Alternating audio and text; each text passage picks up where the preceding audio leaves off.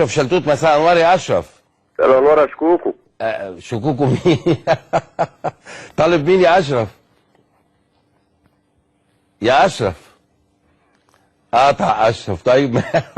طيب اوكي. بلس ان الزمالك عمره في حياته ما خد ثلاثيه، عمر الزمالك ما خد ثلاثيه، وحاله لعيبته كانت جامده جدا. ايوه ليه بس يا كابتن سيد عمره ما خد ثلاثيه؟ عمره ما خد الثلاثيه. ازاي؟ عمره، اسمع كلامي بس، عمره ما خد الثلاثيه. 2002 2003 عمره ما خد الثلاثيه. السباعيه مش ثلاثيه. عمره ما خد الثلاثيه. 2002 الثلاثيه المحليه يا طارق، الثلاثيه المحليه. طب لا نراهن، انا بحب الحاجات دي. استوش ما لا لا لا لا بس بقول لك ايه، تراهن على ايه؟ انا بقول لك الثلاثيه بقول المحليه. لك الثلاثيه المحليه، الثلاثيه قال لك دوري وكاس دوري وكاس وسوبر. عمر الزمالك في حياته. يلا لا بقى ده مفيش نادي يلا بس احنا واخدين 7 بطولات يا سنه سيدي واحده بقى يا جماعه. شكل بقى. لا انا وانت لازم ترد، ما تسكت يا عم. انا فاكر 100% معلومه الكابتن سيد عبد الحفيظ سليمه مليار في المية. ما تلعبش مع ده شات جي بي تي بتاعنا. على الكسفه اللي انت فيها يا حازم. يعني برضه يا حاج عامر، برضه اخر حاجه هقولها لك، يعني برضه احنا بنتكلم في العموم. هل مستر كوبر المرحله اللي فاتت كانت مرحله، والمرحله اللي جايه مرحله تانية، ممكن ان احنا نطور ادائنا، نطور المهام الفنيه، نشوف مدير فني؟ يعني هل في تفكير في كده ولا لسه الدنيا؟ كابتن احمد حضرتك طبعا. انا عبد الحميد حسن يا حاج عامر. كابتن احمد مين؟ احمد.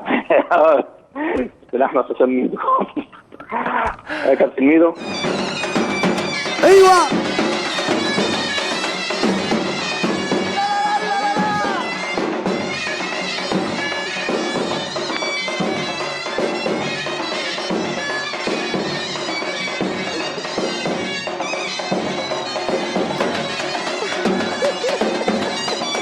ابو خالو.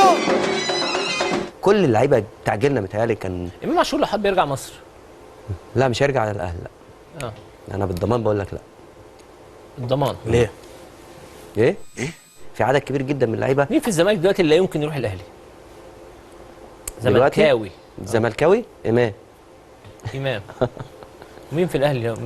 والله اول واحد هيجي.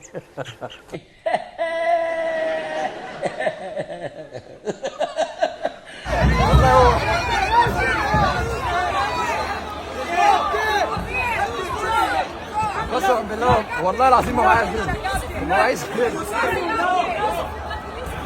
حبيبي، والله ياخدوا مني فلوس. الزمالك عمره خش على الحلو بقى. استنى بس، هو هيتخانق دلوقتي وهيتنطط دلوقتي يا طارق. الزمالك عمره ما خد سباعيه في سنه واحده. الزمالك خدها في موسمين. عد البطولات بس. الزمالك بيروج دايما ان هو خد 7 في موسم يا كابتن سيد بكمل. طيب بس الله يخليك اكمل بس. بيت خلينا نرجع بقى القصيد ان بيسيرو بيعمل اوراق كتيره، وان الكابتن سيد عبد الحفيظ كسب الثلاثيه بتاعه ففي عشوه عندك. ها؟ السباعيه دي تاني. هو في ايه؟ انتوا جايبين هنا عشان تهزقوني ولا ايه؟ ما جمهورية ألمانيا بقدرها وبتبقى بتفكر إنها تعمل حدث رياضي خارج الصندوق بتاعها، تفكر في مين؟ تفكر في أعظم كيان في مصر رياضي وهو النادي الأهلي.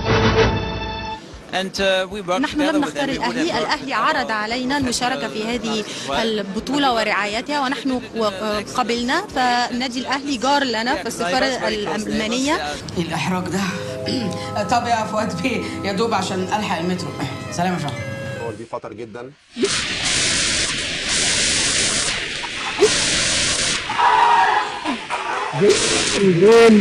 جول جول قوي جدا، تسديده صاروخيه. دقيقة 87 الهدف الثاني للنادي الاهلي، جول في وقت قاتل. يا مالها بردت كده ليه؟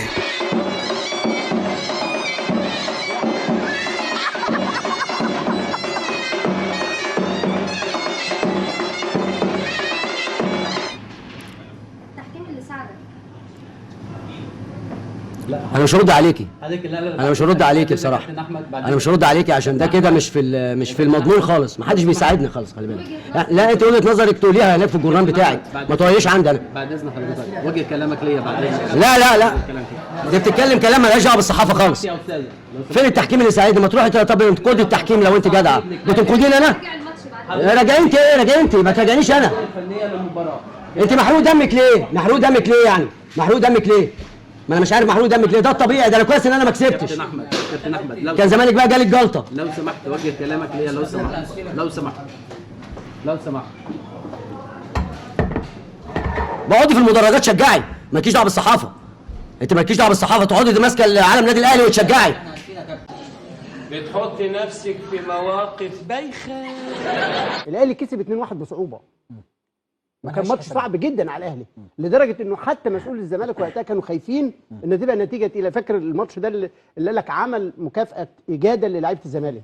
ما اتغلبناش ولا مره من الاهلي وخدنا مكافاه اجاده دي يا استاذ ابراهيم. لا والله ماتش 2-1 كان لا صح والله ما خدناش يا عم صح. انت تخسر كتير. كلام اعلام بقى. بقى تاني بقى يا ابراهيم كلام اعلام يا راجل صاحبي يا عم يا عم تعالى شوف الكائن شيل الكائن. احنا في غدا خليها 10 بس يا عم السلام عليكم يا عم ابوس دماغك كفايه بقى.